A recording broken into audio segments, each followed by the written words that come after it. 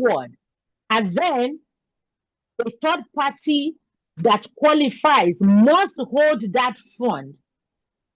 And it is extremely, very, very timely.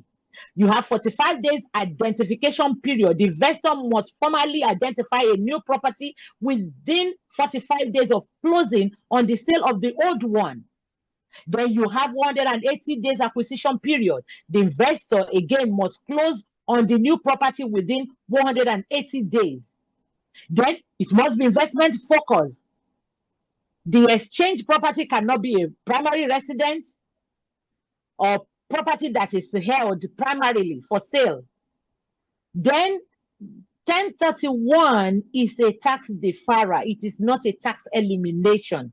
That is why we always preach that it is just a period for you to accumulate your investment money before you start spending. You know that when you're going to, as a investor or as a business person, the IRS is expecting 35% of your profit as taxes. So you want to be able to put all this money together so that you can continue to invest. So it doesn't mean that because you're reinvesting that you will not pay taxes. You will, but you are deferring the taxes. Got you. Okay, so which entity saves investors the most money? Is it LLC, S Corp, or a partnership? In all honesty, there is no entity that saves you more money. What saves you money is your ability to document. But I'm going to say this. If you have an LLC, as far as tax filing is concerned, your whole income flows into your 1040. It is still treated as if you are the owner because you just do a Schedule C on your tax return. But when you have an S Corp, which is the best for you to have because it identifies your business strictly categorically away from you. LLC is a glorified sole proprietorship. It is still tied to you. But when you go to S Corp, but you need to note that you must file your taxes by March 15, not April 15. So there's that 1 month gap. Now it gives you the opportunity to expense every detail of things. It is more detailed in the tax software. And then that will flow to your Schedule K1 and given to you either as a profit or as a loss. Now talking about partnership, again, none of these classifications actually make you save money. What makes you save money is your ability to segregate, your ability to keep perfect documentation. If you don't have an accountant, you only have a tax preparer, make sure that you have a note and you are able. So I always do this example when I'm giving people this type of, so I'm going to bring a notebook. You get your notebook like this, if you can see it, just rule in between. On your left-hand side, write your income. On your left-hand side, write your expenses. Make sure that they are detailed and make sure that you're able to keep your receipt. If you do partnership, again, you're going to file 1065 between 2 people or between 3 people, depending on how many people you are. You're going to be sharing your losses. You're going to be sharing your profit. So it's not that it saves you money from one to the other, is just that you must be able to keep proper documentation. Again, if you are doing partnership and you have 1065, your deadline is March 15, except you file for an extension, which gives you automatic 6 months, both for S Corp and 1065. And your 6 months is now September 15 instead of the regular October 15. Got you. Now, I'm going to break this down this way. I'm saying, okay, I'm a hold investor and I got about 3 to 5 properties. What are the common mistakes that I could make, and what are the easiest ways to avoid those mistakes? One of the common mistakes that people make in real estate, and I'm talking about taxes. There are so many mistakes that we make in as real estate investors. But let's talk about taxes, deep dive. What are the things that you need to be able to claim in order for you to say, yes, I am saving money? We talked about the interest the other time. We talked about the mortgage. We talked about your repairs, which, you have to be able to document the money that you pay your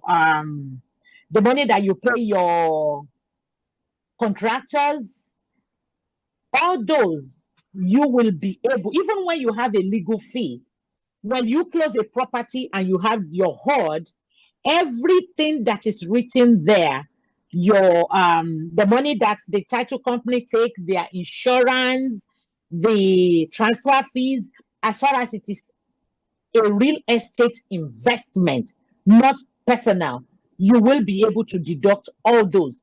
I can go ahead and give you a whole list of what you can deduct. But what are the mistakes that people make, which is what we try to avoid all the time? If you have a real estate, you should be able to differentiate between repair and improvement. Any time that you have an improvement, it is depreciation. You cannot expense them. And we talked about depreciation going as far as 39 years or 27.5. There are some of them that can be 5 years, like you repair a whole unit of AC systems. That you can depreciate within 5 years. You change one whole floor, that you also have to depreciate. But when you want to talk about repairs, quickly, when you fix a leaking roof, when you repair a broken window, those are repairs. You can expense them the same year. You do a small patching of a wall, you replace a small portion of damaged floor, you fix HVAC thermostat. You did not replace the whole HVAC system.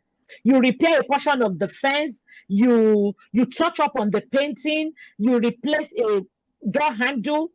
Those ones, they don't add value to your property. You're not going to increase your rent because you fix a leaking roof. So those are repairs and you can expense them. They become part of your expenses. Now, when you upgrade your property, which is categorized as improvement, and that adds value to your property, then you're talking about adding a new window, adding a new room, installing a new HVAC system, replacing all the windows in the house, building a new deck, and the list continues. Those will be improvements and they have to be depreciated. If you are spending 30,000 on a property, please do not expense it. It is improvement, because you can't fix door handle for 30,000. You can't fix one small bathroom leakage and stuff like that for 30,000. But when you do that, it triggers audits. And trust me, IRS is aware, because they have trained professionals that will tell you that they train on all these things that you and I are doing for 1 hour or 2 hours. They train on them on daily basis, and they have the list. There is a whole long list. So that's one of the major things that I know that investors do that trigger audits, and you don't want audit to be triggered, because that just takes all the money that you have been saving. So in a nutshell, you're saying that most of the investors mess up when they actually expense. Let's say I'm flipping a property and it's 80,000. So they're expensing the 80,000 instead of using that as an improvement. Is that what you're saying? That's what most of them do, and they get audited. Gotcha. So rule of thumb, anytime that you spend anything more than 10,000, you need to start talking about improvement instead of expense. Now, what is the difference in that? Are they going after the expense because they're going to owe less money, or is there another reason they're going after the expense? It reduces your tax liability. So let's take figures. For instance, I buy a property for 100,000. I say it is an investment property. That 100,000 does not go into expenses. If I am holding the property, then I have to depreciate that 100,000, including the value of the property as my equity increases. But if I now come and say to the IRS, but if I buy that property the same year and I am selling the property the same year, then I'm bringing in how much I may say I sold it for 220,000. And let's assume that I spent 100,000 fixing it. You see, that is 200,000. So I'm making 220,000. You can't lump them in. You have to say 100,000 for the cost of purchase, which your HUD will take care of if you're bringing your documentation in. Then the expenses for that 100,000 of repair or improvement, as it may be, how much you're paying your paint man, whatever you spent at Home Depot or Lowe's, all those things, you have to break them down. At the end of the day, you still have taxable income of 20,000, which you have to pay taxes on. But if you are not selling this property the same year, then you have to do a depreciation, because you can't come to the IRS and say, I purchased for 100,000, I'm holding it, but here are my expenses for 100,000. That's also like make it to be zero. That means that you're cheating the IRS. Got you. So in a nutshell, they need to come see you, Joy, right? I'm available all the time, and we can talk. You don't. So what I say to people is that even the fact that I'm a tax preparer, don't fight with your tax preparer yet, because they may be doing it right. But when you come to me and you seek that second opinion and you think that I think I'm better than your tax preparer, then we are always hungry for new clients. How can the folks reach you, Joy? My phone number is always available, 240-755-3544. And this is Jovety Consults. The consult is with a Z, not an S. And we are online. Our website is ready, available. We can talk. We can give you some education. But this is the deal. When you are seeking for second opinion, please tell us all the stories. Don't hold some of them back. Because if we don't have all the stories, then we may not be able to help you. And this is one thing that I tell folks, please don't get into IRS problem.